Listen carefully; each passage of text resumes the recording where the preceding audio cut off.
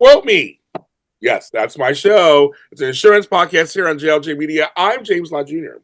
And whatever I say, you can quote me. Really, seriously. But I'm here talking to people in the industry in between my conversations with myself about the industry. I like to bring people on and talk to them.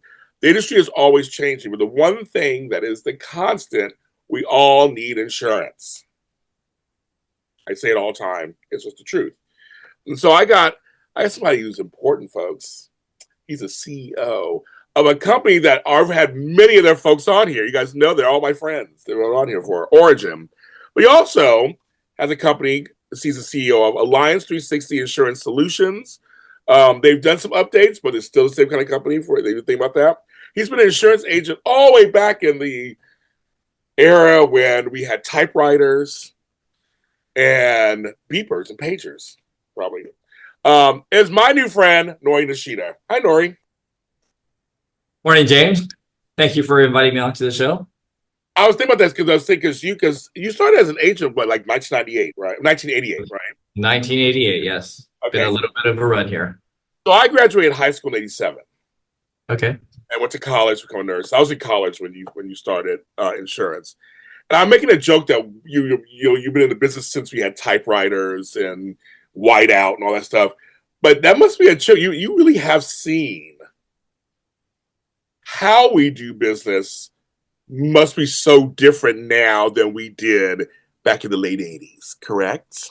Well, you're taking me back 40 years almost here. So it's a bit of a reach here, but yes, you're right. There's been so much transformation over that period of time, and it's funny that you say typewriter because I don't know that everybody can relate to that, quite as well as we did. But just thinking back, whiteout, typewriters, getting quotes, it was through fax machines. That was state of the art back then, and certainly, we get it now with a blink of an eye. So yes, there's been a lot of change.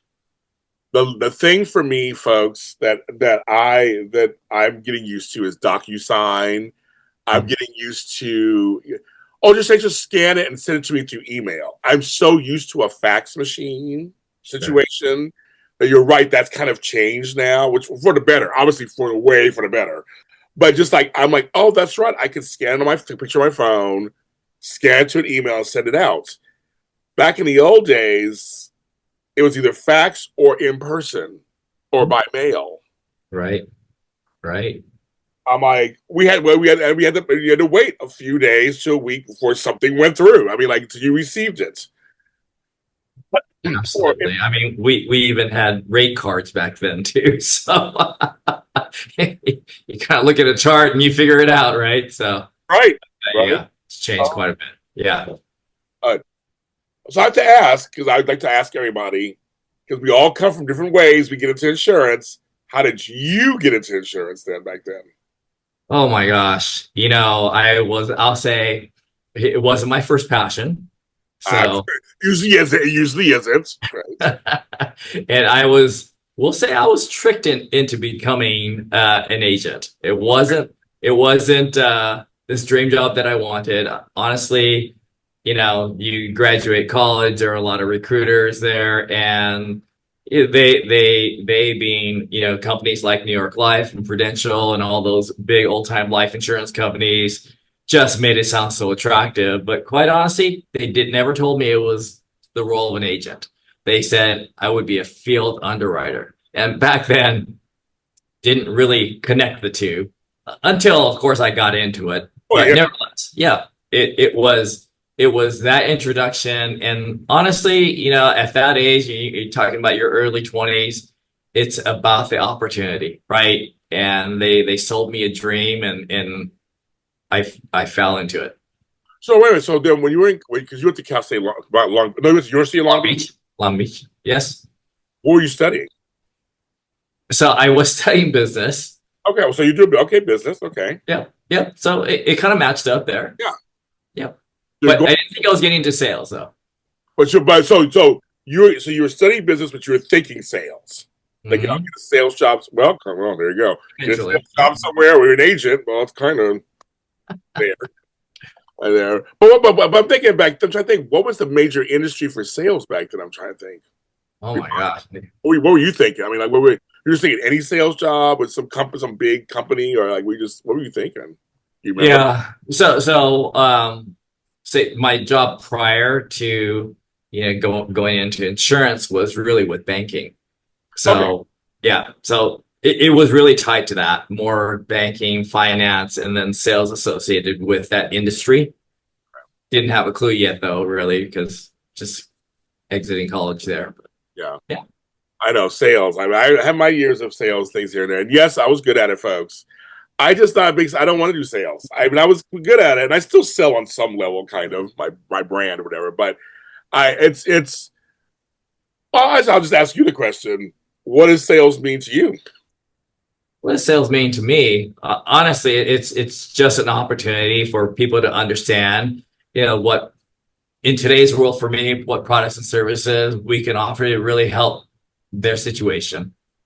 So if we can identify and help them understand that what we have to offer will help them, then we've done our job. Can you think of an instance? Well, I'll give you somebody's personal information now, but can you think of an instance where it really hit you? You are doing something that actually matters. Okay. So this takes me way back again.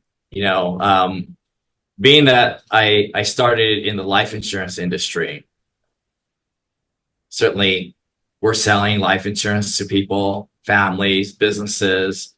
And unfortunately, my first experience pretty early on in my career was the death of a client. And it became a product initially. What was a product initially became something very, very meaningful to the family. You could just imagine the pain and the grief that they're going through, and really not understanding how it is they were going to survive, beyond that moment. And to be able to present the family with a check was that was life changing in itself. Yeah, that must be. Yeah, that's. I know we.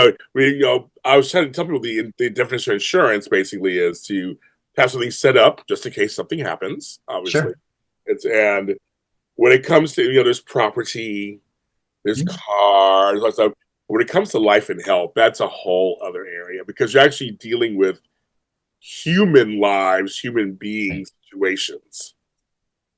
Absolutely. Oh, yeah, that's So it. that was my first experience. But if we fast forward, what I've been fortunate to have been a part of for the past 37 years is more on the health insurance side, and certainly we experience situations on a daily basis. I'll say, when people are at the most vulnerable, it's when they have a very life-threatening health situation. And again, a product's just a product until there's a need. And if here we can help people, just not necessarily help them understand the product, but be an advocate for them to help them guide through their health situation, and be there for them every step of the way, then it's very rewarding. How important? Because you hear, in your opinion, you hear like things like, "Do you have life insurance? Do you have life insurance? Do you have life insurance?" Mhm. Your chance to tell us how important is it to have life insurance in these days? There's no doubt, and I'll say every person's situation is different. And if I'm speaking to you, if you're an individual and maybe you don't have responsibilities in terms of taking care of a family, maybe a little less important. Okay. But certainly if you have people relying on you, oh my gosh, I can't imagine today if I didn't have life insurance and something happened to me, my family, I have 3 kids and a wife. I think it'd be rather difficult. So it is that peace of mind. Unfortunately or fortunate, I'll say unfortunately, we all have our time, and we just don't know when that is, right? And we just want to be prepared. So it's always important. But some people, we're not gonna get out of here alive. That's not gonna happen. Uh, Yeah. And you also, and it's one of those weird, it comes to, I know for a lot of people, they go, okay, property. They kind of Mhm. get it. It's my house. If something happens to my house, which can happen, wear and tear, acts of God, Sure. whatever, they get it. I should be prepared just in case. Car. Someone breaks Mhm. into it, I get an accident. I get it. Yeah.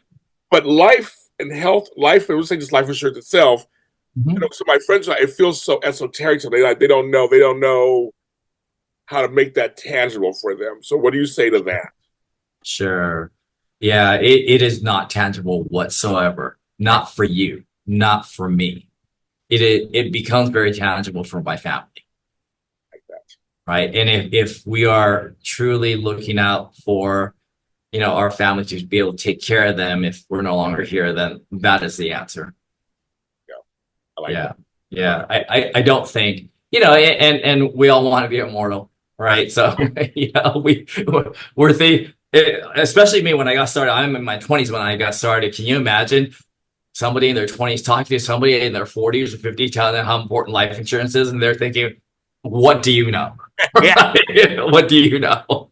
So, but, yeah, I was able to communicate it well enough and people really understood. So, Because I feel like, um, and for some other people too, it's a hard conversation for some people.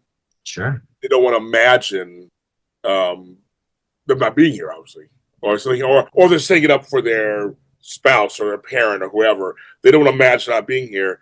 How do you guys kind of navigate those conversations and make it so it's safe for that safe place for them to land as they're talking about it, and also get life insurance? Yeah.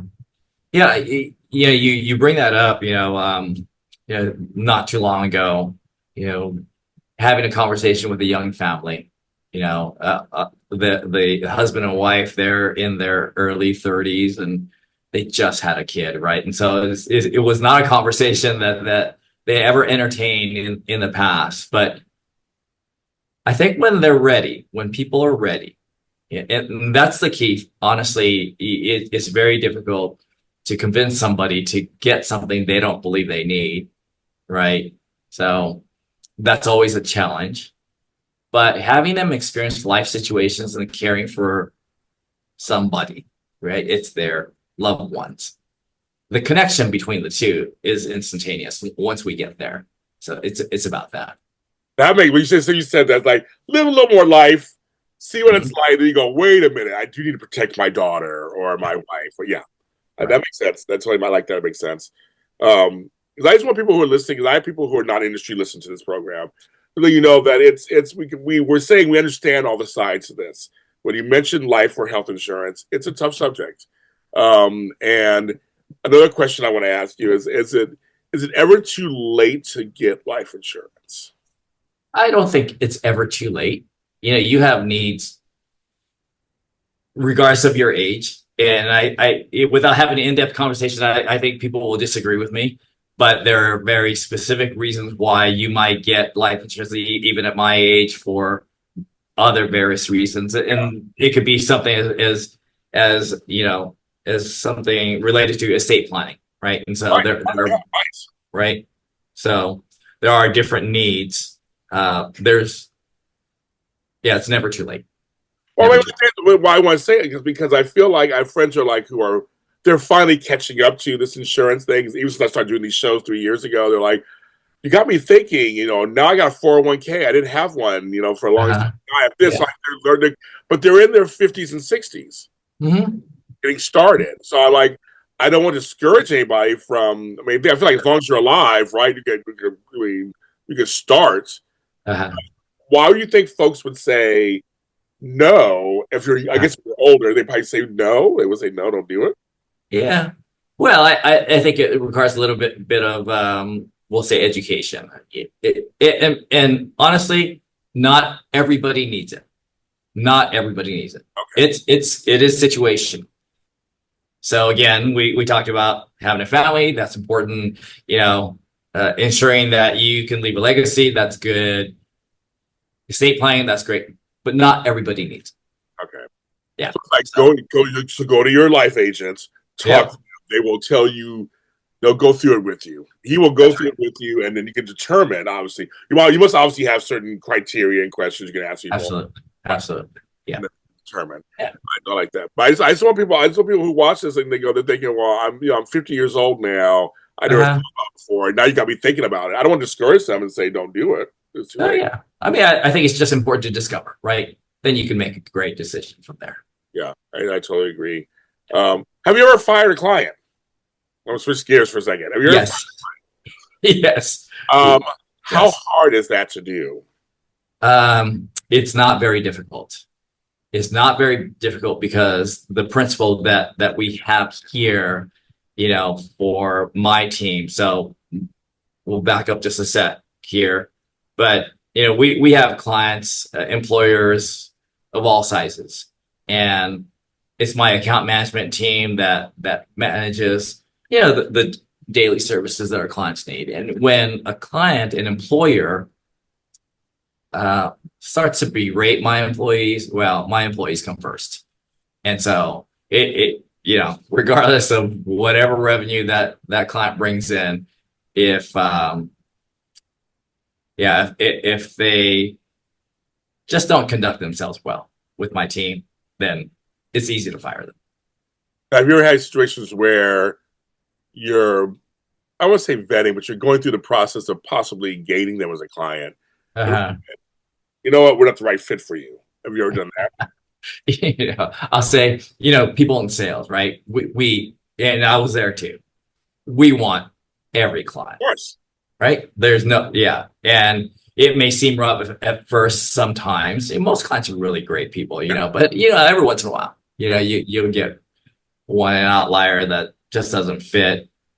I will say though that we've tried everybody. We've given everyone a chance. But we're open to firing a client. Yeah. Same here. I fire some people. Let them go. I mean, I just think that sometimes it's not a good fit. And you do things a certain way, we do things a certain way, and we don't want any drama. It just doesn't work out. So I had to talk about this on one of my shows. People were asking us, how do you let go of people? I'm like, there's ways to do it. There's ways you can do it. Mm-hmm. They're professional. You can Absolutely. That's number one, professionality. I want to ask you something. I'm going to switch another gear to, we were talking beforehand, culture. Yes. Obviously, I know Joshua. I know the Moris. I've known his dad for a grillion years, I think. In the Asian community, I was going to ask you, how are they feeling about life insurance? Are they receptive in your experience to? Because I know some of my cultures are like, why do I need life insurance? What does that mean? Or I need insurance. What does that mean? And I've had to really convince people. They kind of, what you said, educate, explain. Yeah. Oh yeah, I'll take it. So how's it been for you? Okay. So, your question surprises me a little bit. I've never thought about it from that perspective. Is it a cultural thing? Because I haven't experienced.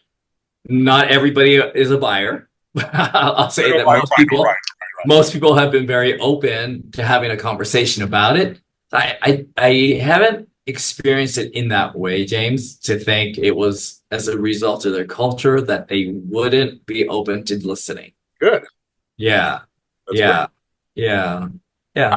I bring it up because my other business, I'm a professional organizer, and and I live in South Los Angeles, and so I was trying to when I first started, really blanket this area, and a lot of older Hispanic and Black women were like, "Well, I could organize. I should be doing it myself." Mm-hmm. I didn't know it was a service. Like I had no idea it was a service that you could have. Yeah. My clients were like, I was always joking, north of Wilshire. I had a lot of clients that direction, north or in the Hollywood Hills, or like they do. It's like I had to kind of re-educate people and say, well, it's like a plumber or a gardener or an electrician, or a housekeeper. But I know culturally they felt like, well, I should be doing it myself.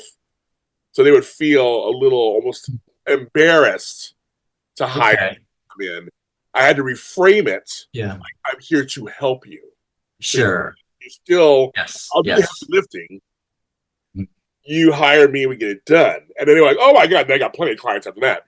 But it took me a while to kind of convince certain cultures to accept that, and also that a man could do it.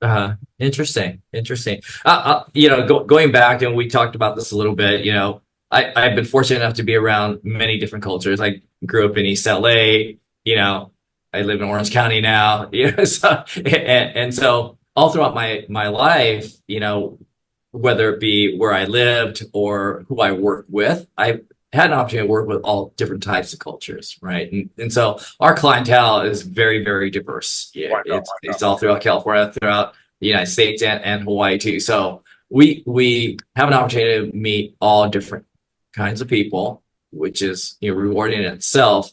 I'll say that the one thing that stands out is that depending on your culture or your ethnicity, you may have more or less access to life insurance or health insurance. And that's what I see is most notable out there, that people are more or less educated about those things because of just lack of access to information. And so it makes it, for us, a point of ensuring that people understand. I would say I would even piggyback off of that and say it's mostly area where you're at, and they can anybody, and you could be a white person in that area and not get access, right? So I think a lot of times it's area. I've been to certain hospitals that don't have the same things that Senior Sinai over here, and I see the difference. Sure. Yeah, So yeah. I agree with you. So a lot of it nowadays it's just area. Like if you live somewhere over here, you may not know what's going on compared to if you live over here and you find out about it. So Absolutely. I got you think about something, didn't I? A little something. I got something to think about a little bit. Only because it's Ori-gen. That's the whole. That's the whole thing. It's about celebrating the several cultures of people who started Ori-gen and the whole thing. So I just wonder if there's anything. Yes. It's like this very very celebratory. I've noticed that it's all about education, which is kind of just life period, isn't it? It's all about education. Sure. Yep, I agree. Absolutely. Maybe you're like me. I've always been me first when it came to jobs. And there were many times I was the only blank in a company at some points. I'm sure you've been through that also, or one of several, and that's it. Yes. But I'm assuming you're kind of like me, where you're just kind of like, okay, I'm going to show you how to do a good job first, right? I'm going to show you my job, and we'll go from there. Absolutely. It is about, so I'm not necessarily trying to prove to everybody else in the world that I can do what I can do. It is really about me trying to excel. And that in itself really should tell a story. So I've lived through that, ensuring that whether I was 20 then or 60 now, I continue with that same mindset. Do you feel because you are older? Because I know I'm getting it sometimes too. I'm like the elder statesman now. So do you find people seem to trust you more when you're talking to them than if you were a 25-year-old going, "Hi, I'm excited. I love life," and they're like, sure. Unfortunately, with with age, comes a number, and you gain a little bit of credibility because you've been around a little while. Whether that's fair or not, I don't know, but hopefully, I'm doing them justice. I'm sure you are. But I just want to be because that is something that I've learned also as I'm getting older. Even in the entertainment business, I've been doing it for like 20 years. They're like, you've been around a while now, so you must know stuff. We can kind of trust the thing. Yes. But I'm still young inside. Yeah, I say that all the time. Until I look in the mirror, I still feel like I'm in my 30s, and so yeah. And some days it really is like that for us. There are days I don't feel an age. I really don't feel any age. And there's some days I'm like, okay, yes, I'm 800 years old. That's how I feel today. That leg is not working today for some reason. I'm gonna just have to drag that leg for a while. But that's great. I just think I think it's interesting because you see the transition. He said nearly 40 years, Sure. Where you're this young pup out there, excited and ready to go. So now you're a seasoned veteran that actually you can tell stuff. Why do you stay in insurance? Why are you still in it?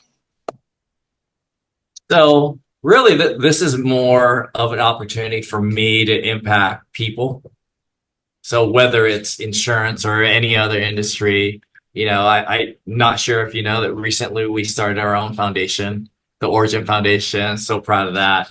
Yeah. But it's about how I can impact people here, whether it's, our employees or the communities that have served us so well for so many years. So that's the reason for me continuing on in this industry. It's just, it allows me to expand my reach. I like that. One of the last questions I ask you, thank you for your time. This is something I'm talking about with all my guests, because for an industry to succeed, we have to have perpetuation. Yes. So what are some of your thoughts to young, whether in college or not college, because some people college is not for everybody, just whoever is young in their late teens or early 20s, looking for a career, why Yeah. do you think they should look at insurance? Why should they look to go into Yeah, insurance? well, why as an option, Yeah, yeah. Our industry is such a people-oriented industry. It allows you to pursue basically anything that you want. I know insurance is a product, but within insurance itself, you can expand into so many different fields. I'd say the biggest reason for somebody coming out of college, and it would be the same reason I walked into it. It was the opportunity. And we talked about, me being in my 20s, the opportunity at the time was to make money. I came from a very modest lifestyle. My family, my parents are immigrants here. So, I didn't know what money was until, I got into the real world. But it quickly changed. And as I shared earlier, the opportunity to make money quickly changed to opportunity to affect people. And if you have that desire, this is the best place to do it. and I can personally tell people who are watching, I entered as an assistant to running an insurance event. That's how I first started. I came in for a week. I had another job somewhere else. Came in to help somebody for a week. I helped run an event for agribusiness insurance. Run that event. They liked me. I liked them. They gave me some good money. So I'll come on for 3 months. As I was telling before, stayed for 11 years. And by the time I left, I was the education director. I was the event management director. And then I left, and 11 years later, exactly 11 years later, I got back into insurance, but as a podcast producer and host. So I just want to tell you guys at home, what he's saying is this business is so vast, whatever talent you have could be served in this business. Absolutely. Well said.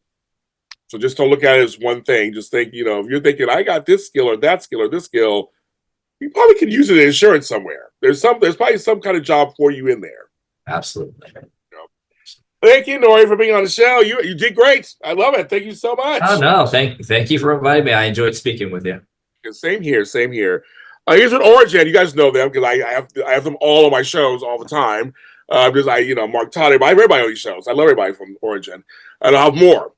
So check them out. If they want to come to you guys for anything, this is your chance. I'll put it in the description, of course, but this is your chance to say where to find you guys. Well, our home office is in Cypress, California. We have offices throughout California as well as Hawaii. But reach out to us. I'm at Nishida at Ori-gen.com. He'll talk you through it. Yeah, talk you through it. Any age, he'll talk you through it. Doesn't matter. Yeah, that's right. I'm James Lott Jr. Our episodes were on audio and video. We are on every streaming service platform you can think of, from iHeartRadio to Spotify to Apple. There's no more Google. That's gone. Audible, Castbox, we're everywhere under Quote Me Insurance Podcast with James Lott Jr. You can also check out my other podcast I did for 3 years called Independent Voices that I did with IAB Cal. Very proud of those episodes also. There's like 3 years of episodes there also. So check those out too. I talked to many insurance professionals. A lot of them are my friends. We had a good time. And very diverse. We talked to a little bit of everybody. But check out both of those insurance podcasts here on JLJ Media. The granddaddy of them all is YouTube. Yes, YouTube.com/JLJ Media. You'll find his episode and all of these here on the channel. Again, everyone, we're here on Tuesdays every week. See you next week.